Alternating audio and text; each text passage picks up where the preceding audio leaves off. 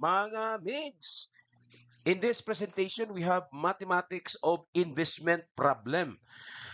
The question is, at what nominal rate an amount of P must be invested for such amount to increase by 30% compounded semi-annually in 3 years?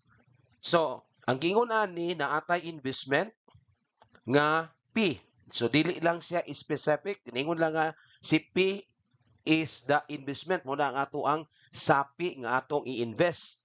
Dayon mo increase siya by 30%. So for example, if the money is 1,000 pesos, so mo increase nag 30%, mahimo siyang 1,300.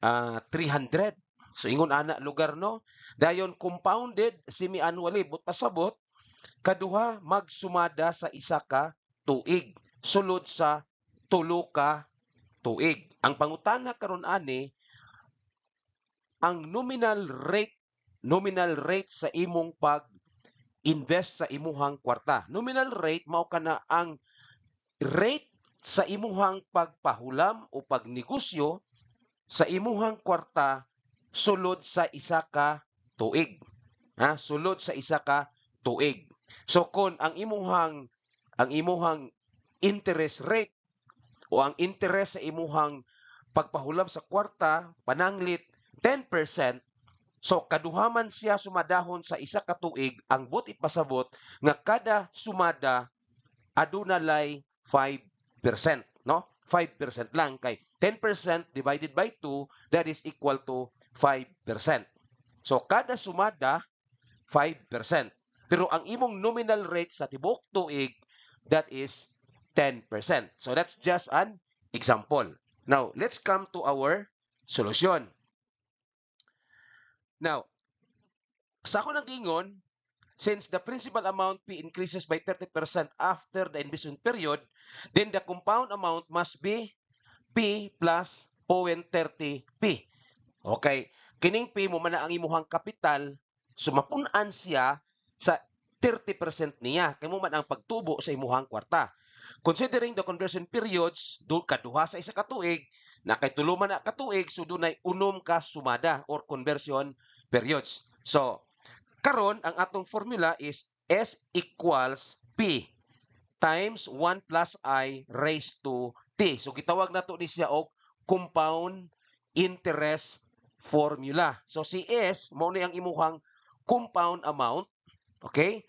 So, si P mo na imong principal, si I mo na imong interest rate, si T mo na ang imuhang number of years. But considering the fact nga kaduha magsumada, so mausab siya ang ato ang interest rate, bahino nato sa kapila magsumada og ang atong T, ang atong time nga tuig, multiplyan kung kapila magsumada sa isa ka tuig. So mo ning ingon ani, so ang atong compound amount, no, P plus 0.30 P, kay mo man na ang atong ingon nga mo income ang ato ang kwarta by 30%. So si capital plus 30% niya muna ang imuhang compound amount pagkahuman sa tulo ka tuig. So ingon ani na dayon ang mahitabo. So karon si P giga dinhi sa left side ato siyang gigawas kay doon naman kini silang duha kini P plus 0.30P kani silang duha na ay common nga factor which is P. So gigawas nimo mabilin sa sulod 1 plus 0.30. Ya diri pod si M gipulihan nato og 2 og si T atong gipulihan sa 3. So mo ni siya lugar. So 1.30 1 plus 0.30 so 1.30P equals P. So 2 times 3 6. Now 2 plus I over 2. Kay kani si 1 pwede ra man nato na isuwat nga 2 over 2, di ba? 2 over 2 but pasabot 2 divided by 2 that is 1. So, di ba kung mag-add ta og fractions, kung pariha ang denominator ato lang i-copy. Dayon, i-plus na to ang ilahang numerators. Pwede pud ni siya, ang trick ani, pwede ra diretso nimo.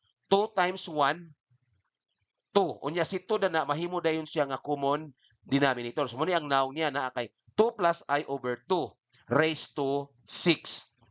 Now, in this equation, mahimo ni siya nga imuha siyang applyan og division property of equality. Unsa man na siya? Kung doon na kay i-divide sa wala, mo po imong i-divide diri sa tuo. So, atong applyan sa division property of equality. So, we have to divide both sides by P. Okay, para ang atong purpose, mawala na siya, aron mas mabinlan na lang tag isa ka variable. Si I na lang. So, sa ato pa, kining tuo divided by P, mawala siya kay P divided by P, 1. So, mawala na siya, no? This because po, P divided by P, so mawala po na siya. So, ang mahitabo karon kini na, no? Ang mabilin sa left side, 1.30, o ang mabilin din sa tuo, 2 plus I over 2 raised to 6. Okay. So, here, ang ato karong tuyo nga kini si 6 power man ni diri sa tuo, exponent. So ato siyang walaon para magkahigayon ta pag solve ni I. Ma-manipulate nato. So ang buhaton nato ani, erase nato ang both sides sa bali sa 6. Kanang 6 nato naa say understood nga over 1. So ang bali niya is 1 over 6. Again, when you raise a power into another power, ang imong kabuhaton is i-multiply ang powers. So, dinhi si left side, imo nang gi-raise sa 1 over 6, dayon dinhi sa right side, imo pong gi-raise sa 1 over 6. So, 6 times 1 over 6, ang resulta, mamahimo na lang siya nga 1. So, mabilin dinhi sa tuo is 2 plus I over 2. Now, dinhi sa PCAS, kani imong 1.0447, resulta ni kay gagamit ka og calculator. Ano, scientific calculator ang imong gamiton, imong i-press ang number 1.30. Pagkahuman, pangitaa ang function nga x raised to y or y raised to x. Pinduton to siya, unya ang kanang equivalent sa 1 over 6 decimal, mao po'y imo dayon nga i-press. Then equals mo, gawas ni siya ang 1.0447. Okay, so wala na tayo exponent. So karon ang sunod ng buhaton, kaning denominator sa right side, ato ni siyang walaon. So sa may buhaton nato, we have to multiply both sides by 2. So 2 plus I over 2, multiply nimo og 2, makancel si 2. So dinis pikas, multiply po nimo og 2. So nahimo na siya nga 2.0894. Then dinhin na kay 2 plus I. Now, basin mangutana mo, ngano si 2 plus I na siya sa wala. So wala na siya problema kay mura man kanang gitawag na to reflexive property. Kana mo nga A is equal to B. So what is B? B is equal to A. So ana ra siya. So pwede ra lugar siya by luhon. Walay epekto sa atong equality. So 2 plus I equals 2.894. Now, I ra atong tuyo, no? I ra atong tuyo. Si nominal rate ra ang atong tuyo. So we have to subtract both sides by 2. So mabilin din karon sa wala, si I na lang. So 2.0894 minus 2. So ang atong difference is 0.0894. Then change that one to percent, you have 8.94%. Remember that when you change decimal into percent, all you have to do, ang buhaton lang nimo kani si point, i-move nimo kaduha patuo. So 1, 2. So ana kay 8.94%. Atong i-check kung tama ba.